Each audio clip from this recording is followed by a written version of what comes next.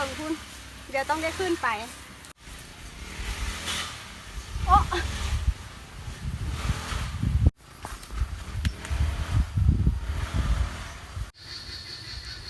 สงแซ่บบอกินคำแรกก่อน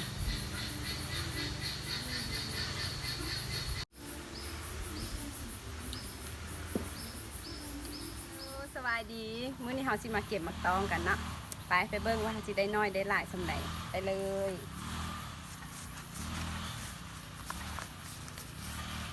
มันทุกหลายแล้วมันล้นหลายแล้วมาเบิ่งว่าสิได้จักหน่วยที่เหลือให้เราเก็บบ่ไป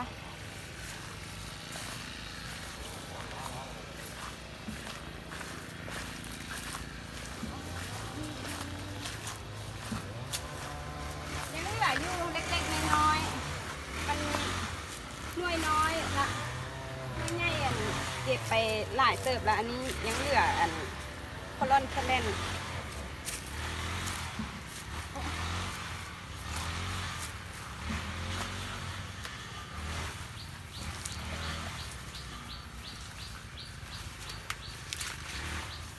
ง่ายขึ้นมามันง่ายนะ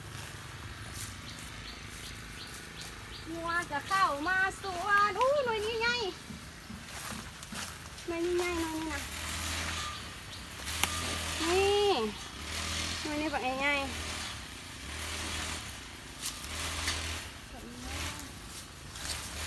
ยังยืดเถิงคุณเดี๋ยวต้องได้ขึ้นไป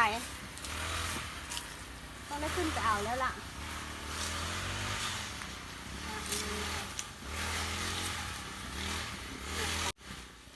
เอาจะขึ้นเลยวะขึ้นเลยได้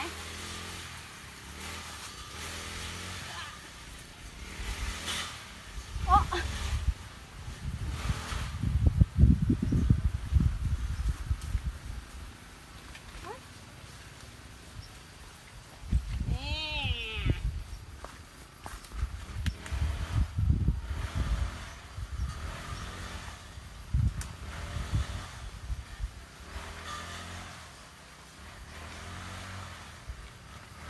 ห้าม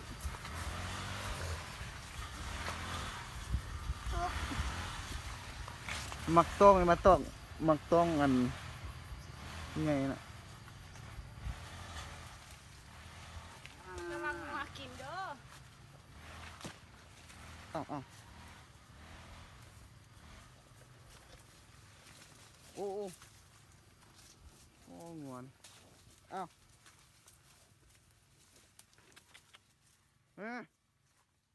โอ้งวนนี่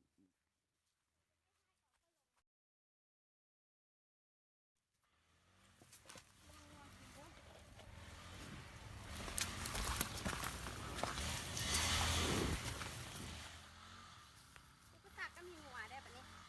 ทีนี้ถางหญ้าอยู่น้ำสวนนี่งัวก็เลยเข้ามาไข่ปูไว้นี่ได้หลายเติบอยู่อย่างมีอีกอยู่ไปเบิ่งอีกที่ตรงนั้นมันมี3 หน่วยใหญ่ๆแต่ว่ามีหางมดส้มโอ้โหมีหางมดส้มก็เลยเอาไปได้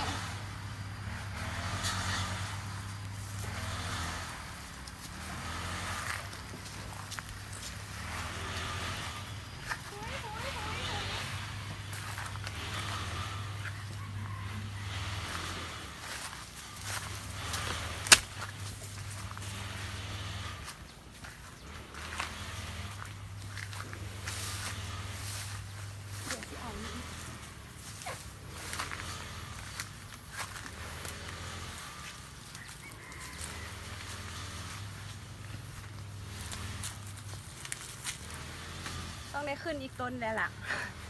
มันอยู่สูงขึ้นอีกคนเด้อ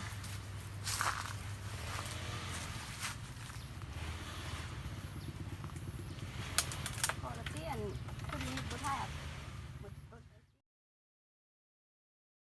เจลเรียบร้อยแล้วเนาะอันนี้เจลแบบหีบด่วนเจลน้ำปลาสมัครกินต่อนี่เดี๋ยวเนาะนี่ซะกินแบบหมดไหมเลยได้พวกมีปอกเลยผ้าเครื่องเอาเลย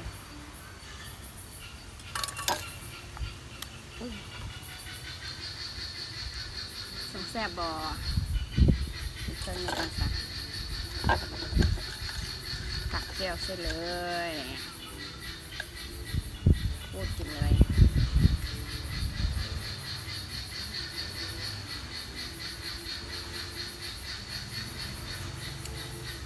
มากินคำแรกก่อน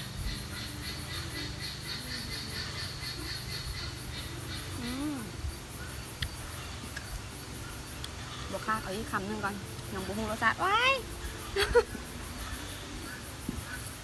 ปลาปรุงแซ่บแห้งสดละเปื้อนตัวนี้ก็ย่ามันค่ะ